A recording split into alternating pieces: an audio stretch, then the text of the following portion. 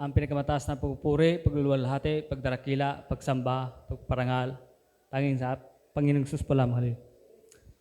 The highest praise, glory, and honor to our loving Savior, Jesus Christ. We remember and cherish the blessed preaching and teaching of our daily beloved parents in the Lord. Greetings to the beloved Almeida family, beloved preachers, beloved brethren, and visitors. Hallelujah. Nagpasalamat po ako sa mahal na Panginoon na muli ko pong ihayag po ang kadakilaang himala na nakamtan po namin na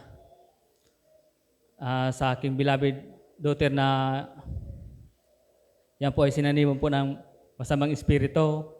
Hallelujah, na dinala namin yan sa ibang albularyo na talagang hindi po yan napagaling. Hallelujah. Ganoon din po ako na may sakit na high blood na pabalik-balik po ko ng maintenance noon na talagang hindi aalis po yan ng high blood kapag mainit na ganitong panahon, talagang inaatake po niyan. Hallelujah. Ganoon din po yung beloved wife na sakit niya pong insomnia na talagang hindi na po yan nakakatulog na ilang taon na po yan. Subalit sa nakilala po namin ang malapang Isus na sabay-sabay po kami nagpabutismo.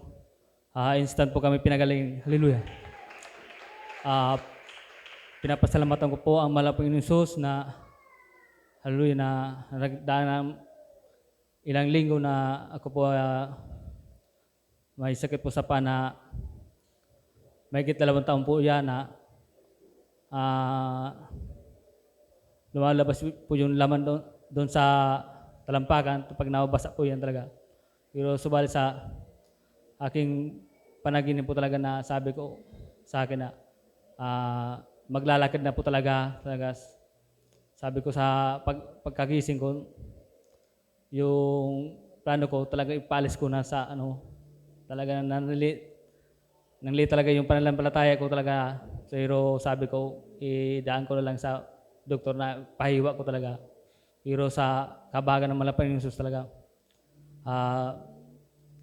yung lamang po na naalis po yan, pero yung pasindabi po sa kumakain na yung nana talaga, magdadalawang linggo, hindi pa talaga naalis. Pero yung nagsabi sa akin po na mag-ayuno na, pero ginawa ko po yung mag-ayuno ng hindi pa 2 araw, absolute po yun. Inalis po yung nana talaga. Praise the Lord. Sa pinapasalamatan ko po sa malapang Isus na sa hirap ng buhay talaga, meron po talaga ginagamit po ang malapang Isus na hindi ginamit po ang malapang na sa aming pang-araw-araw na pamumuhay na kakahiyan naman, pero sabi ko beloved wife na bala na malapang magpala sa kanila. Sabi ko, nahiya talaga ako maghapit sa nila, magkuha ng pagkain talaga. Salamat sa malapang na sila po ang kinawagan. Hallelujah. Pinapasalamatan ko po ang malapang Isus na kahit ganitong hirap ng buhay na nakadalo po kami sa kabaga po ng malapang Panginoon na tatlong bisis.